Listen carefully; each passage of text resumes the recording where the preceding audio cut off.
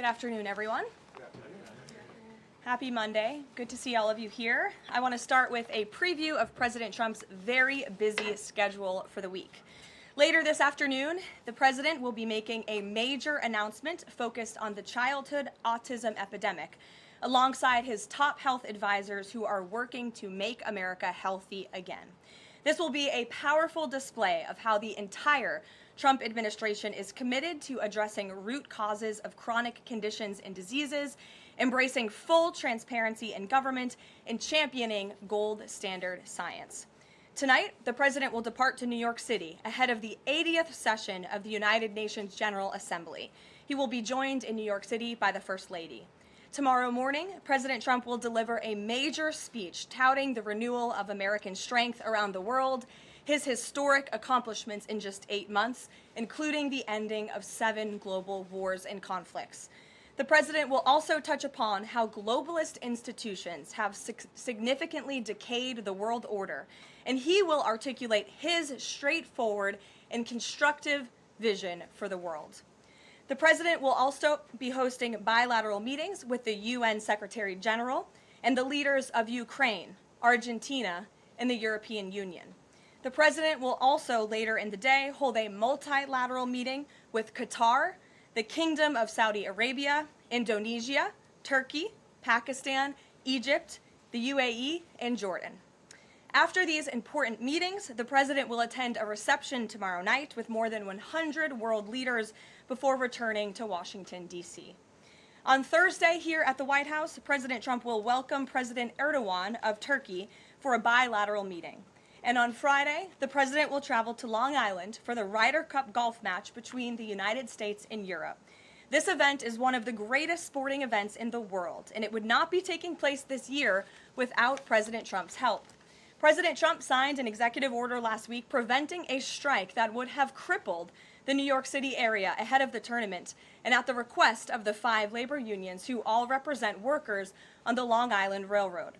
One of the greatest golfers in the world, Bryson DeChambeau, praised the president's critical intervention, saying, quote, "When the possibility of a strike threatened to disrupt transportation and attendance, President Trump stepped up and took the action needed to protect this world-class competition." Thanks to President Trump's decisive leadership, the Ryder Cup experience will be everything fans and the golf community deserve. Again, that's a quote from the great golfer Bryson DeChambeau. Now let's all hope the American Ryder Cup team can take home the trophy. In other news, positive economic data continues to pour in. Brand new polling shows that Americans' faith in the economy and the direction of the nation is back on track and shooting even higher. Home ownership is more affordable, with mortgage rates dropping to a 3-year low. For new home buyers, this represents a $250 decline in your monthly mortgage payment, or nearly $3,000 a year. And President Trump has made it very clear he wants to continue to see mortgage rates decline to a record low, just like they did in his first term. Thanks to President Trump's unleashing energy dominance, gas prices are dropping, and Americans are spending the smallest share of their disposable income on gasoline since 2005. Additionally, the annual cost to own and operate a new vehicle is down by nearly 6% over the last year. Americans are earning more and they are spending more than ever before. After inflation outpaced for 26 straight months under Joe Biden, real wages have increased nearly every month since President Trump took office, with wages for blue-collar workers rising at the fastest rate in 6 decades. Retail sales are also booming, up 5% over last year, and the stock market is booming, and Americans' retirement accounts continue to do well, with the Dow, S&P 500, and NASDAQ all hitting new record highs. In fact, the S&P 500 is up nearly 15%, and the NASDAQ is up more than 21% since Election Day. As part of President Trump's mission to restore America as the manufacturing superpower of the world, he has secured nearly $9 trillion in U.S. investment, nearly 9 times more than Biden attracted in his entire 4-year term, and we expect that number to be upwards of $15 trillion very soon. We're already seeing the initial economic benefits of these investments, with industrial production recently rising to an all-time high. President Trump built the greatest economy in the history of the world in his first term, and we are witnessing him do it all over again. Now, before I open it up to questions, I do want to speak on the heinous political assassination of Charlie Kirk. As President Trump powerfully stated yesterday, This assassination was an attack on everything that makes the United States of America the greatest country on earth. But that attack has completely failed. The heartwarming response from the overwhelming majority of the American people over the past 2 weeks is all of the proof that you need. The assassin who took Charlie's life can destroy flesh and blood, but he can never destroy the values that Charlie stood for. All across the country, millions of Americans have prayed, hosted vigils, attended church services, became politically engaged for the first time, and honored the legacy of Charlie and the ideals he died speaking for. The beautiful memorial service attended by President Trump and 100,000 great Americans in State Farm Stadium yesterday was just the latest example. And Erica Kirk's mercy was one of the greatest acts of grace this world has ever seen. May God continue to watch over Erica and their beautiful children. Unfortunately, there have been some jarring exceptions to this unity. This past Friday, 58 House Democrats voted no, and 38 voted present on a resolution that simply stated, condemning in the strongest possible terms the assassination of Charles James Kirk and all forms of political violence. There were no strings attached to this vote. This was a simple gesture of human decency to denounce political violence. I wish I could say that this was only a fringe group, but 96 votes is nearly half of the entire House Democrat caucus. And they didn't just vote against this basic resolution condemning political violence. A number of those same Democrats took to the House floor to smear Charlie Kirk's name. The man wasn't even buried yet, and Democrat members of Congress were denigrating his memory on the floor of the House of Representatives. This was truly a sad moment and a clear reflection of how radical the Democrat Party has become. Many Democrats in elective office have now been totally captured by a radical fringe of the far-left base who want to dehumanize every person they disagree with. We must continue to call this wickedness out. It's the only way that our nation can heal. For too long, past leaders have offered platitudes while political violence has been allowed to fester and harm innocent Americans. There has been coordinated campaigns dating back years, spearheaded by radical left-wing organizations centered on dehumanizing, intimidating, doxing, and even attacking Americans whom they disagree with. These groups have radicalized impressionable individuals to foment violence. An attempted transgender assassin traveled to Justice Brett Kavanaugh's family home with plans to end his life. An attempted assassin came within an inch of ending President Trump's life in Butler, Pennsylvania, and on the campaign trail, another attempted assassin tried to kill the president at his golf club in Florida. A left-wing assassin shot United Healthcare CEO Brian Thompson right in the back in the heart of New York City. ICE agents are facing a more than 1,000% increase in assaults for simply doing their jobs. Violent radical left-wing mobs engaged in illegal behavior, targeted Jewish Americans, and shut down America's college campuses under the previous administration. Left-wing mobs burned down Tesla dealerships out of, quote, protest of Elon Musk and his policies. In May, a left-wing activist shouting "Free Palestine" murdered 2 innocent Israeli embassy staffers outside of the D.C. Jewish Museum here in Washington. These are just a few examples, prominent examples, of the growing left-wing political violence in our country. Enough is enough, and as President Trump has promised, he will directly address the dark sources funding and supporting this domestic terrorism to finally restore order in our country. The American people can expect further, very strong action on this very soon. Everyone, Republican, Democrat, everyone in between, we all deserve to live in a country where we do not have to fear for our lives simply for stating what we believe in. With that, I will take your question. In today's new media seat, we have Monica Page, who is the White House correspondent for Turning Point USA's news organization, on the front lines. Monica, thank you for being here. We're so sorry for the loss of Charlie. I know you work for him, you were very close to him, and we appreciate your being in the new media seat and also your commitment to covering the White House. You are here every day, just like the rest of everyone in this room, so why don't you kick us off today? Thank you so much, Caroline. I don't think you realize how much it means to me to be here in this seat, especially on behalf of Turning Point USA and Frontlines. We greatly appreciate it. We also greatly appreciate the outpouring of support and just the really kind words that we heard yesterday at the memorial service. That means more to us then I don't think anybody ever knows. And even the global support that we're seeing for Charlie has been overwhelming, and it doesn't go unnoticed. So thank you so much. I have 3 questions, if I may, on the horrific murder of Charlie Kirk. Government and local officials said that Antifa inscriptions were engraved in these bullet casings that killed Charlie Kirk.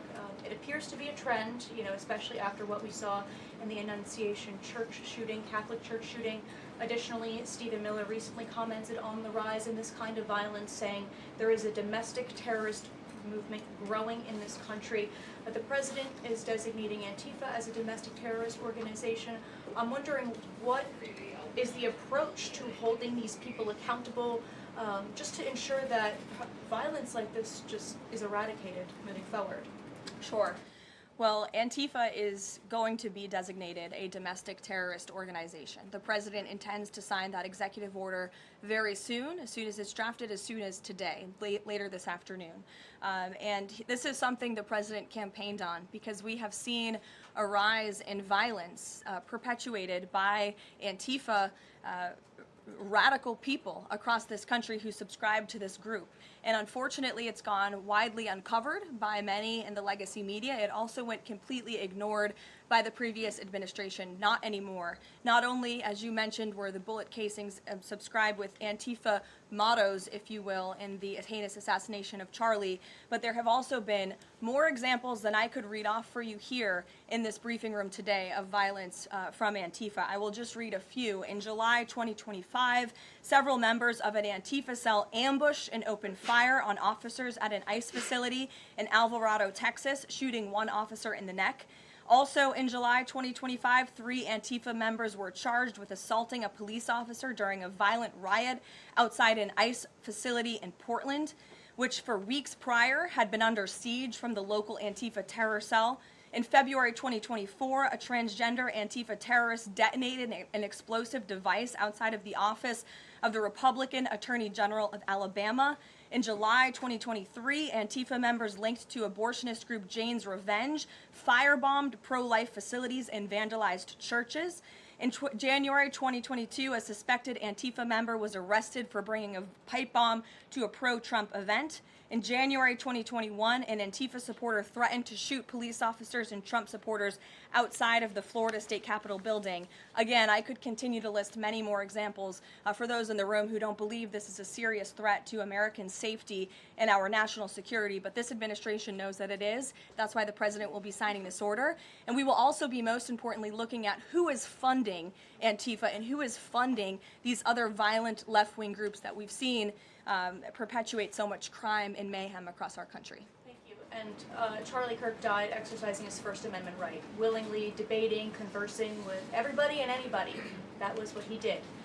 So what message does this White House have now to all Americans who feel like they are too afraid to express their beliefs, their values, their morals in the wake of such horrific violence? I think the president has answered this, and I will leave it to his response, Monica, where he so beautifully said, we have to keep fighting. We have to keep speaking up. We have to keep speaking our mind. I know that's what Charlie would want us to do, and we have a right to free speech in this country. The president supports it. It is protected by our beautiful Constitution, and Americans should not cower in fear. They should rise up in courage to continue speaking the truth. And to end on a lighter note, Caroline, sure. I'd love to know what your favorite memory of Charlie is. Sure. Charlie was a great guy, and he was, of course, a very influential person in the conservative movement, in the MAGA movement. He was so helpful to the president during the campaign and to all of us who worked on that campaign, that historic campaign. I myself had many great memories going on Charlie's amazing podcast and his show. He was always willing to text people with words of encouragement. In fact, my last text exchange with him was the day before he died, and he was asking for my husband and I's address to send a children's book to our son. And I think that just speaks to the type of person that he was. And I know so many of us here at the White House are going to miss him very much. Thank you, Caroline. Thank you. Gabe. Caroline, thank you. Regarding the autism announcement, Sure. Why now? Does the administration have new data that hasn't been published previously showing a possible link between acetaminophen and autism?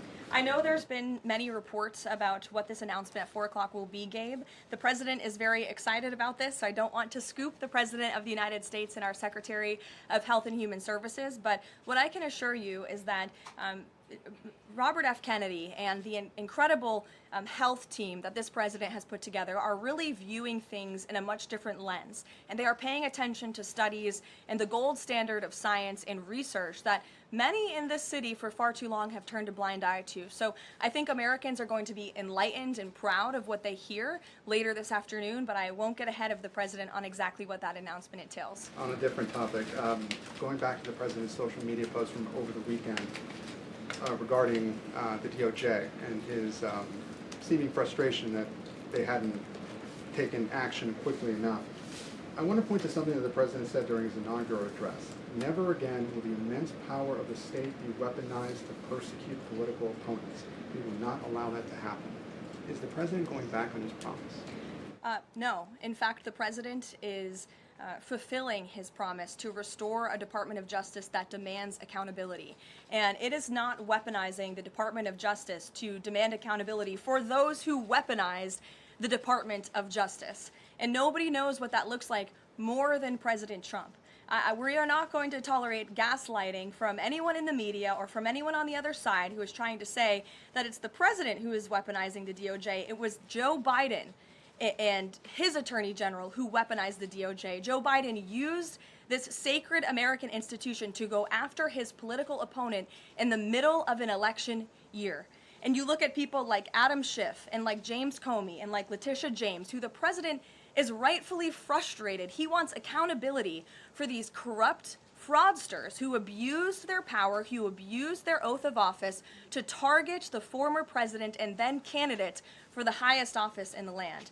And I think the president is reaffirmed in those frustrations and his hope for accountability by the millions and millions of people who reelected him to this office with a mandate to demand accountability. And the president has not been shy about this, Gabe. In fact, when he traveled to the Department of Justice earlier this year, all of you were there to cover it, he said, quote, "I demand a full and complete accountability for wrongs and abuses that have occurred. The American people gave a mandate to investigate and root the corruption out of our system," and that's what the president wants to see done. Caroline. Ed. On the autism issue again, there are reams of scientific research that suggests there's no clear link between autism and acetaminophen usage.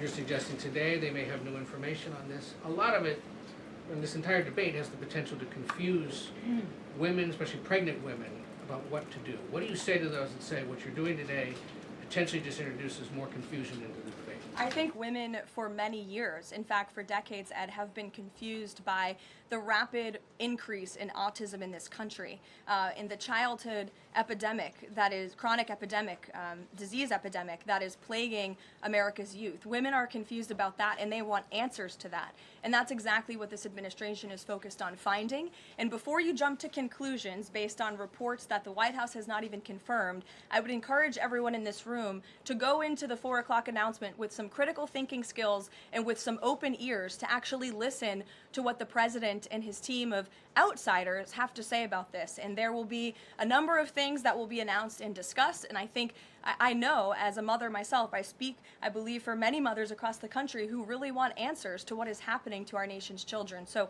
again, I won't get ahead of the president, but I think everyone in this room needs to tone down the judgment before you even hear what people are going to say. Sure. Thanks, Caroline. So too on the Holman investigation, I mean, can you just speak to, did the president ask the Justice Department to close the case, and does Holman No. have to return the $50,000? Well, Mr. Holman never took the $50,000 that you're referring to, so you should get your facts straight, number one. Number two, this was another example of the weaponization of the Biden Department of Justice against one of President Trump's strongest and most vocal supporters in the midst of a presidential campaign. You had FBI agents going undercover to try and entrap one of the president's top allies and supporters, someone who they knew very well would be taking a government position months later. Mr. Holman did absolutely nothing wrong, and even the president's Department of Justice, even Kash Patel's FBI, looked into this just to make sure. They had a number of different prosecutors and FBI agents who looked into this. They found zero evidence of illegal activity or criminal wrongdoing in the White House, and the president stand by Tom Homan 100% because he did absolutely nothing wrong, and he is a brave public servant who has done a phenomenal job in helping the president shut down the border. Mary. Thanks, Caroline. I have two questions on far-left violence. Sure. The first one, the president said yesterday that the bullet hit Charlie, but it was aimed at every one of us. Do you and your colleagues have a heightened sense of fear following this shooting and this far-left violence we're seeing across the country? I certainly think there's a heightened sense of awareness by conservatives across the country, by all of us here at the White House. Again, as I said to Monica, many of us were personal friends with Charlie and had involvement with Turning Point before we came and served our government in this way. So certainly it's a very shocking incident, and I think, you know, it's very unfortunate that those of us who work in this movement have to think about violence just for speaking our minds and for supporting President Trump. And as a follow-up on that, I asked the president last night on Air Force One about this pattern of transgender violence we're seeing. You know, Charlie's killer lived with his boyfriend who identifies as transgender, and then we had the Annunciation shooting, the Covenant shooting, all of these incidents. The president said that we're looking into transgender violence. Does that mean the FBI is looking into it? And can you give any more clarity on how the administration is viewing this uptick in specifically transgender violence? It's definitely something worth looking into, and I think anyone who denies that at this point is being willfully ignorant. And the administration is taking it seriously, all causes of violence, and why these people would be driven to such evil and such hatred. And there's probably many answers to that question, but the administration is really focused on all of them. For individual investigations and cases, of course, the FBI and the Department of Justice are leading those. But as for this overall violence and domestic terrorism that we're seeing, the White House and the president's policy team will be leading the charge, and that really begins with designating Antifa as a domestic terrorist organization. And I can assure you there will be additional actions to come. Sure, in the pink. Thanks, Caroline. Liz Landers with PBS NewsHour. I just wanted to follow up quickly on something that the president had said yesterday. So we heard from Erica Kirk. She said she forgives the man who shot and killed her husband. And then right after that, we heard from the president who said, I hate my opponent and I don't want the best for them. How does that square with bringing down the temperature of political violence in this country? And then, if I could, I had a follow-up on Venezuela, too. Look, the president is authentically himself. I think that's why millions of Americans across the country love him and support him, including Erica Kirk, who you saw so beautifully was on stage with the president in an unthinkable moment, in the midst of an unthinkable tragedy, and was leaning on the president for support during that time. And he was there to give it to her, as well as the vice president and many other top-ranking cabinet officials. Kayla. Thanks, Caroline. On TikTok, the deal. How much is the deal? And if you can't give an exact number to how much the deal is, when can we expect to learn how much the deal is being valued at? And then separately, who are the members involved in the deal? Like, can you share any more details there? So I don't have a specific number for you, nor am I going to confirm the specific individuals and entities in the deal, Kayla, but I do have several details I'm happy to run through for all of you, and the president will be signing the deal, the official deal, later this week at some point.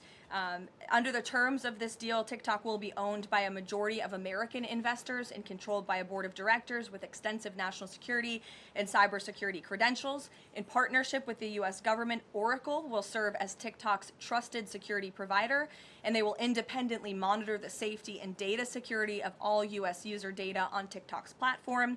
Americans' data will be stored securely in the United States without access from China.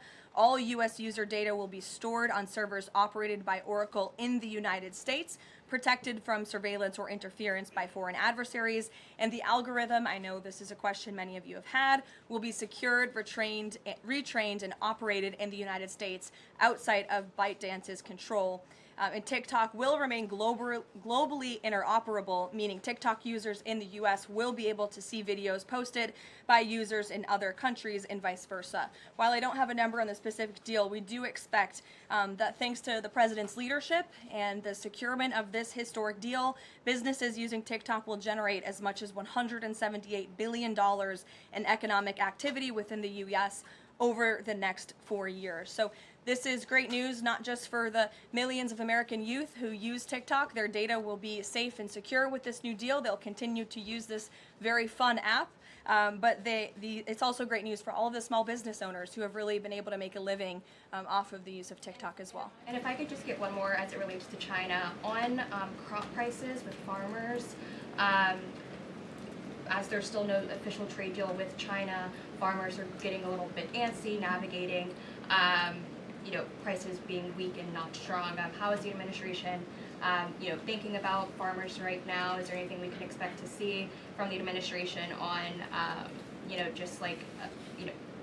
sort of bailing farmers out should prices continue to not work in their favor? Well, the administration is completely understands the anxiety of farmers. We're very much aware of this issue. It has been a part of our discussions, the trade team's discussions with their Chinese counterparts. As for any specific actions, I don't have any news on that for you today, but I can fully assure you the entire National Economic Council in this building, as well as our Secretary of Agriculture, Brooke Rollins, have been talking with the trade team about this. There's been many meetings on this, and they are on the ball, but I don't have anything specific for you today. Sure, Selena. Thanks, Caroline. But the case against Letitia James was extensively investigated for 5 months, and President Trump's handpicked Attorney General Eric Siebert could not find any evidence that he committed a crime. So is the president saying here it doesn't matter if there's a crime, he just wants his political enemies to be charged? Well, let me just walk you through Letitia James. Letitia James completely abused her oath of office. Letitia James was actively and openly engaged in lawfare. You talk about weaponizing the Department of Justice. What was Letitia James's campaign slogan? It was prosecute Donald Trump. She was saying she was going to prosecute Donald Trump before she even knew if Donald Trump committed a crime, which of course we did not.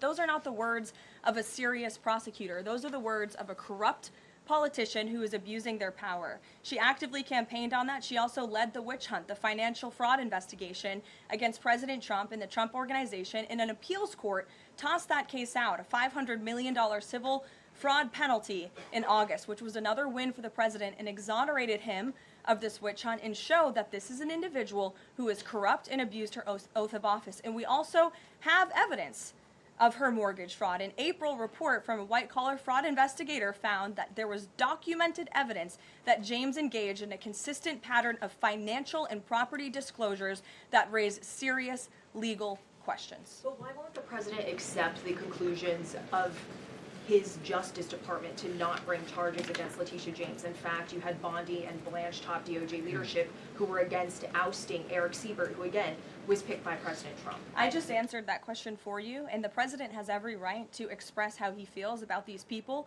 who literally campaigned on trying to put him in jail, who literally tried to ruin his life and ruin his businesses, and he wants to see accountability for those who abuse their office and abuse their power. And Letitia James absolutely did that, whether you want to admit it or not. Is that not Jeff. retribution, though? Jeff, it's accountability. Thanks, Jeff. Caroline. 2 foreign policy questions. President Putin has offered President Trump a 1-year extension of the most recent treaty limiting nuclear weapons. Does the White House have a reaction to that? Does the president want to accept that offer?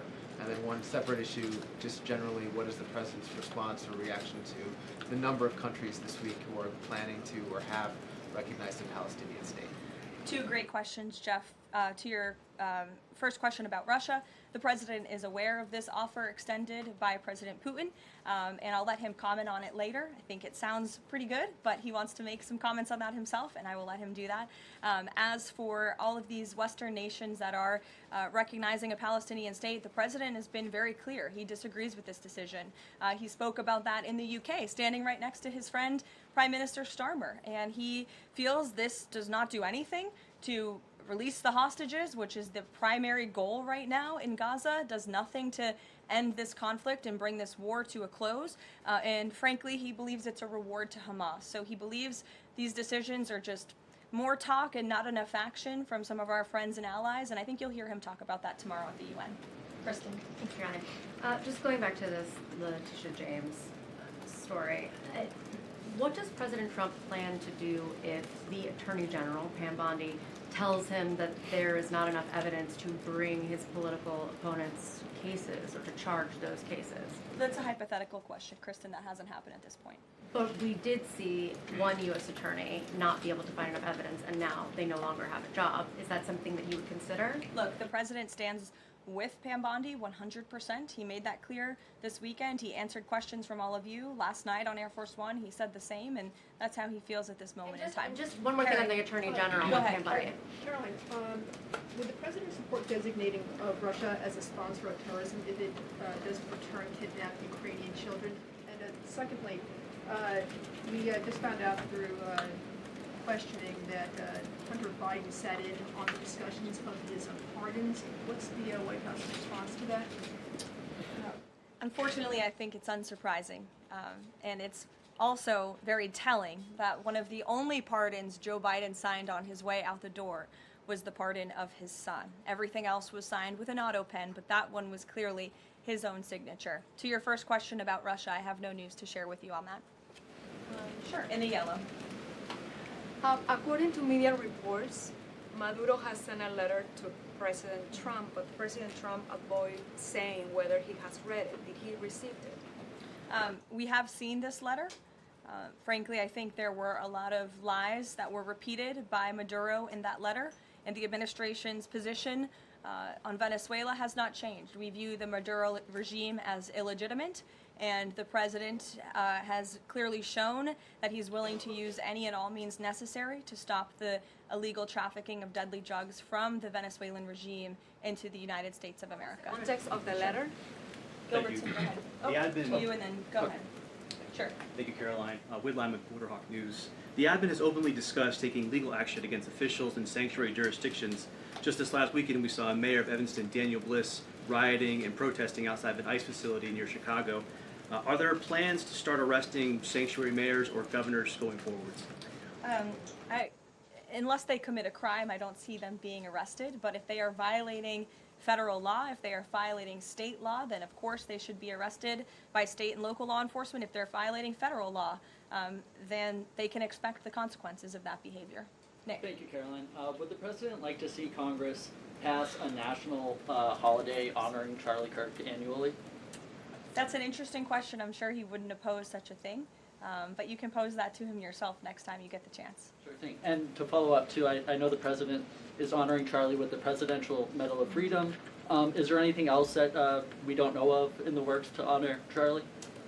Not at this time, but we do look forward to that Medal of Freedom ceremony very soon. Daniel.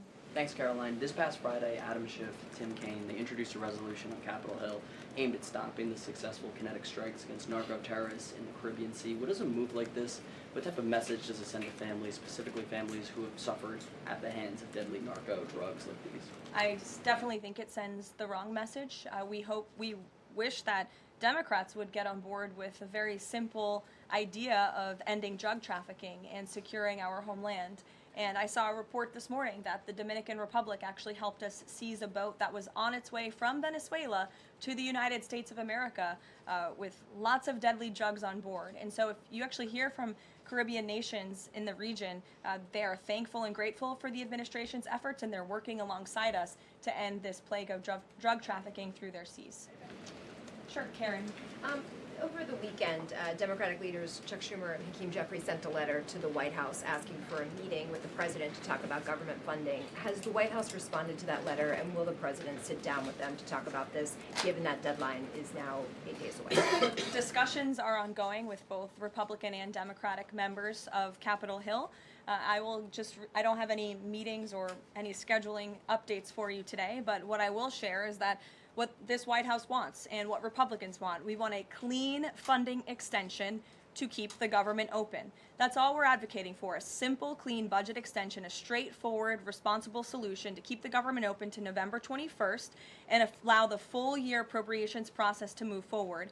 And I will add, this is the same budget that the Democrats approved 6 months ago, just adjusted for inflation. And unfortunately, all of a sudden now, they want to shut down the government. And if the government is shut down, it's only going to, it will be the fault of the Democrats, and it will only hurt the most vulnerable in our country, our seniors, our veterans, our military families, and increasing security for members of Congress, which is something this White House and the administration supports. And if you look back at the statements made by Chuck Schumer and Hakeem Jeffries in the past, they too have advocated against a shutdown and for keeping the government open. Democrat Chuck Schumer himself said a shutdown would mean chaos and pain and needless heartache for the American people. He said once, avoiding a shutdown is very good news for the country, for our veterans, for parents and children, for farmers, and for small businesses. Hakeem Jeffries also said it's about the harm. Families will be hurt if there is a government shutdown. Farmers will be hurt. Holiday travel will be impacted. Democrats clearly know what the right thing to do is here. It's to join with Republicans to pass this clean funding extension. That's what the White House and the president wants. And with that, we will see you all at 4 o'clock for this big announcement later on. Thanks, guys.